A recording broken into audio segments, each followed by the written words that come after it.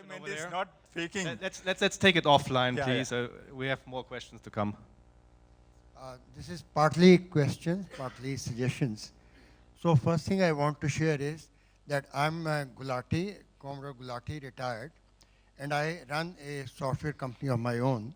And I want to make a few suggestions based on what has been brought out by the panel. First is that I would recommend that we should always try to encourage the indigenous products, because even if the first product is not very good, by usage, by the expression, by feedback, we will be able to improve it.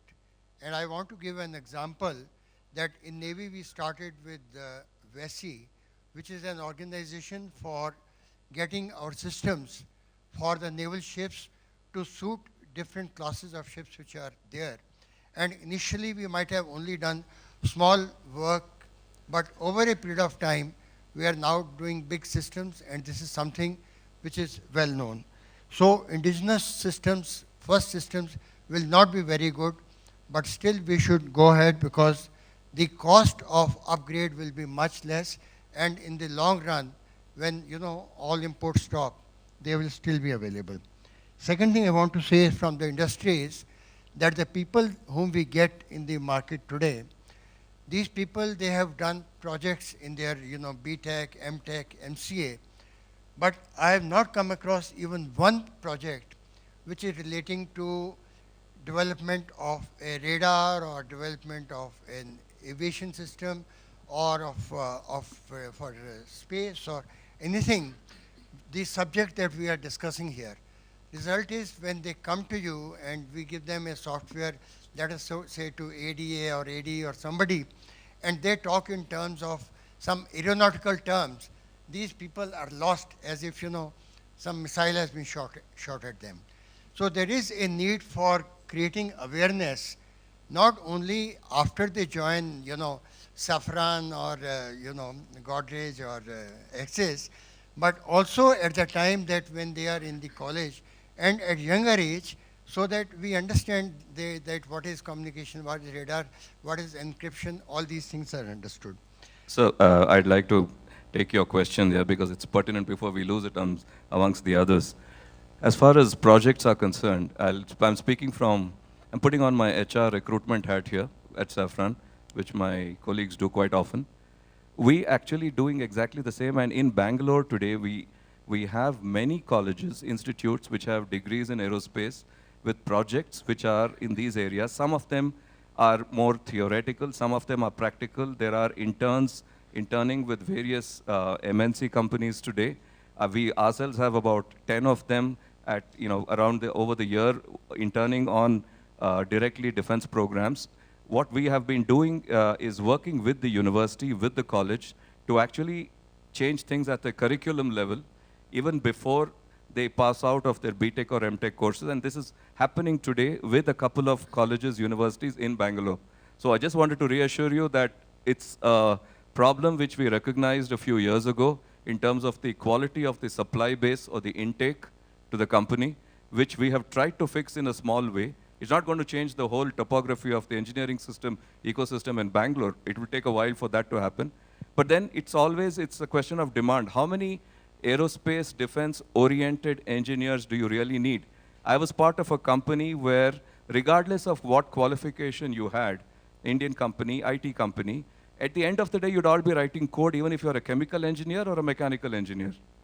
At the end of the day, we all end up writing C++ code after going through an orientation program of a few months.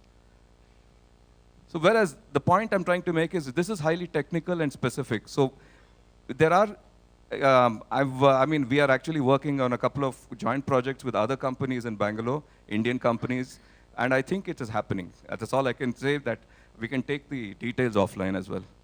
So the other issue that you raised about the indigenous product not being good enough at the first stage and being improved and so on, that is what the strategic partnership is all about. You will have, for example, the Army Air Defense will have a strategic partner who will be developing the radar systems, what you mentioned.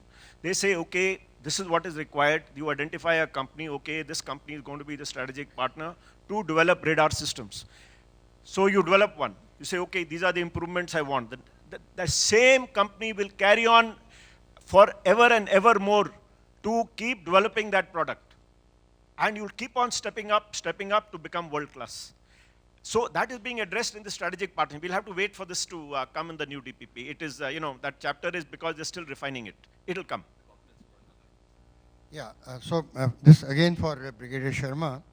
The other point is that once you buy a product, it has to be supported for many years. It has to be, if Army, Navy, Air Force, they buy a product, they have to support for 10 years, 12 years, 15 years, till it is replaced. Whereas in the industry, the products, the technologies, they change every 5 to 7 years. So there is a great problem in providing support for whatever people have done earlier. So this comes to the question of reusability. Result is that every time that a new project comes, whether it's for a radar or anything, you find that the previous product has gone. Whether you go to a big company like Godrej or anybody, they say no, that is old technology now. Now you got to start from scratch. You see, when the government gives you a supply order, they're asking you for lifetime support. And they're telling you that the life of this is 10 years, you have to support it for 10 years. They're paying you for it. You keep those spares stocked, or you have arrangements to get them when you need. But that you will have to do. After all, I cannot throw away. I bought something for I'm speaking from the army side. The army bought something, or the defense side. You bought something, and the life is 15 years, but the company says I can only support it for 5 years. Then sorry, you don't get the contract. You will have to agree for its lifetime support, and also for upgrade. You get the midlife upgrade, the end of term upgrade. All those will be part of it. You cannot get a contract. You say I can only support it for 5 years, because the life, the army, the services are going to use it for 20 years. You will have to keep supported for 20 years. You will not get the contract otherwise. You will have to give a commitment right in the beginning. We can discuss offline. Okay, thank you. Yeah, Yes. thank you so much. I have two final questions. Yeah, I'm afraid time is running out a little bit. Please keep it short. Sir, can you hear me now? Sir, I found that when you were explaining about these 2006, 2008, 2011, 2013, 2016, I think this will go on, sir. If we are able to just pin this particular revision of policies into a very fundamental way.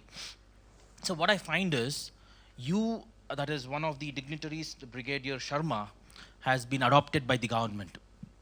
Then I see one another dignitary, Mr. Anup Vittal, who has been adopted now, been given to the private. Now, what I want to say here is, sir, you people are trying to project that you are the ones who are the messiahs of the defense policies. But what I see here is the policy makers who are in the North Block and the South Block, they have to be taken into confidence. I'm a small boy, or I'm a small budding person. What I would like to say is, identify yourself as well, please. Sir, I'm Elish Andrews. Which company? I'm a government servant. What I would like to impress upon is, sir, you have been having these platforms outside. Why don't you penetrate inside to the North Block and South Block, interact more, adopting them into your field, or adopting them into your thinking, match the frequencies, and then you could say that these kind of revisions could be reduced. It could not be it's almost every year we have been seeing that there is so much of revisions. And can we think of an LCA, which was visualized in the 70s, now coming down to the ground? I mean, it's a lot of wastage of resources. I mean, I shouldn't be so critical, but it is me who is in the government where I feel it's a pain to say that we ourselves should be challenged. So what we could do is, point number one, getting into the system and trying to frame. Okay, I've understood. We just to cut the time short. I've understood what you're saying. Yes. My only response is, you're an Indian. What have you done to improve the DPP? Have you written, say, these are the shortcomings, please can you improve these? Have you done it? You haven't done it. So that is the problem. All of us are responsible for the DPP. It's a national document. Please, if you find some faults, you find it can be improved, please write to the MOD that this can be improved. Let them consider it. But we are, like the news channels, keep on criticizing, it won't do. Let us contribute to it, be positive, write to the government that you can improve this by these steps. Please do it. Thank you, Brigadier. I am afraid that time is up, and sorry, please take the last question offline. I just have one. We have lunch now. One question, okay. Just to give a little bit of my background, I'm not bragging about it. I used to work for the DRDO for 9 years, and then became a contributor to DRDO for the 15 years after that. So I finished about 25 years. All that I have to say is, along the period of time, it has become even more tough, even more challenging to actually work for these government organizations. Primarily, I think that the issue is that there's not a single person to stand up there, put his neck out, and say, "This is what I want." They want their back to be safe. They want to be, they just don't have. You need to stick your gun out and say, "Yes, this company can do it," and therefore this company needs to be given the order and things like that. So I think there is a complete attitudinal change that has to happen at a personal level. For people you're working for the country, you should be sure, absolutely sure that you're working for the country. You've got to go beyond what is stipulated. And that, I think, has degraded over a period of time, probably because of all the scams and the scandals. And as somebody said earlier, the ladders up there are very small. Everybody wants to want to climb there. So that's just a comment. Secondly, I just want to know if the DPP is actually also relevant to government organizations like DRDO, HAL, and other public sectors? Thank you very much. Sorry, we'll not be able to answer this now. I think it shows that the debate is very passionate and the subject is very passionate, and I think that is the good news. Yeah, I think it also shows that a lot of details may still need to be hammered out, or the communication between, I would say, the policy making and the people who actually need to implement it on industry side still needs to be fostered, improved. So I think a lot of things we can discuss over lunch. And thanks a lot to all of you panelists. It was a great discussion. And I request Dr. Shivathanu Pillai, Honorable Distinguished Professor, ISRO and former CEO and Managing Director, BrahMos Airspace. Thanks a lot for sharing this, Mr. Peter.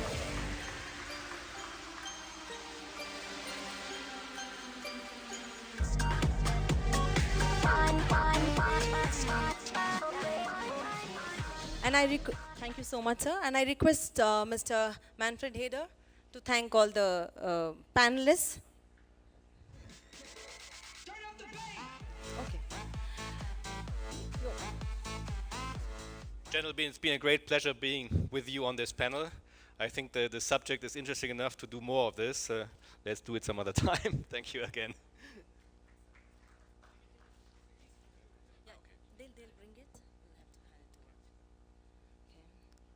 Okay. SM Vidya, VP and Business Head, PCS Division, Godrej Aerospace.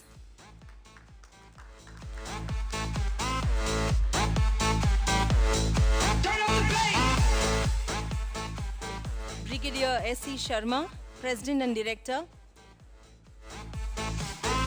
Axis Gates Engineering Technologies Limited.